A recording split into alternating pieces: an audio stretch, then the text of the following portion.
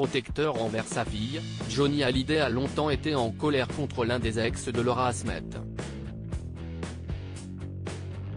C'est ce que révèle son chauffeur, Patrick Roussel, dans son livre Tout le monde l'appelait Johnny. Closer vous dit tout. Il ne fallait pas toucher à un cheveu de Laura Smith, au risque de s'attirer les foudres de Johnny Hallyday. C'est ce que révèle Patrick Roussel. Pendant 16 ans, cet homme a été le chauffeur et garde du corps du taulier. Alors, les petits secrets des Hallyday, il les connaît par cœur.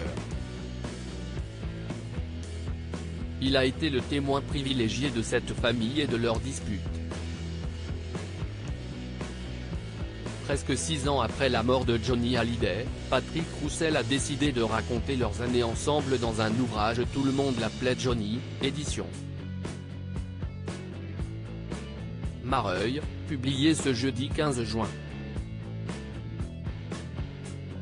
Un livre truffé d'anecdotes plus intimes les unes que les autres. S'il se confie sur les relations entre Laura Smith et Laetitia Hallyday, il révèle également pourquoi Johnny Hallyday a été très en colère contre l'un des ex de sa fille. L'histoire remonte à 2007. Laura traverse une nouvelle crise.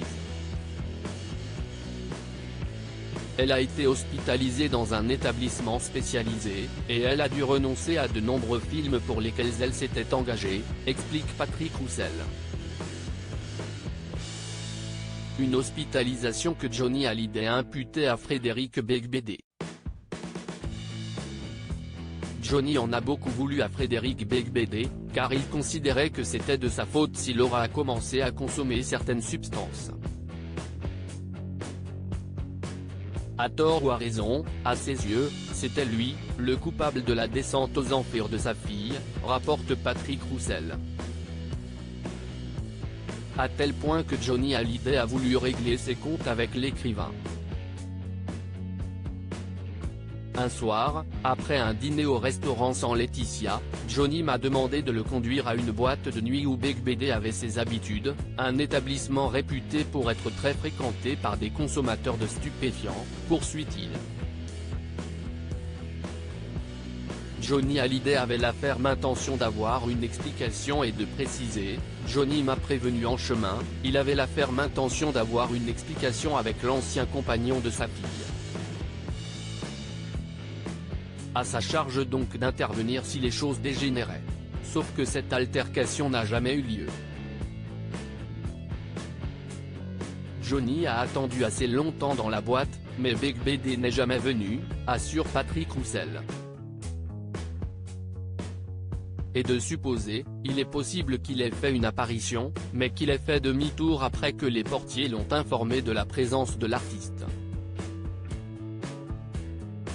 Johnny Hallyday n'a ensuite jamais croisé Frédéric Beigbeder. Ce ne sont pourtant pas les occasions qui ont manqué. Tous les deux ont failli se croiser une autre fois lors d'un concert à Pau. Beigbeder devait dormir dans le même hôtel que Johnny, mais celui-ci a finalement décidé de rentrer à Paris le soir même, raconte l'ancien chauffeur du taulier. Même constat alors que Laura Smith et son petit ami de l'époque devaient rejoindre Johnny et Laetitia Hallyday à Saint-Barth. Peu avant le départ, le petit ami de Laura m'a contacté pour me dire qu'il s'inquiétait de la présence de paparazzi sur le lieu de vacances. Un peu agacé, je lui ai fait comprendre que lorsque l'on sortait avec la fille de Johnny Hallyday et que l'on ne voulait pas être pris en photo, mieux valait séjourner ailleurs qu'à Saint-Barth. Comme j'ai eu le sentiment d'être sorti de mon rôle, je suis aussitôt allé voir Johnny pour lui rapporter la conversation. Il m'a assuré que j'avais eu raison. Laura et son copain ne sont finalement pas allés à Saint-Barth, écrit Patrick Roussel. Reste à savoir si ce ne sont que des coïncidences ou si Frédéric Beigbeder a sciemment évité son beau-père de prendre une rouste.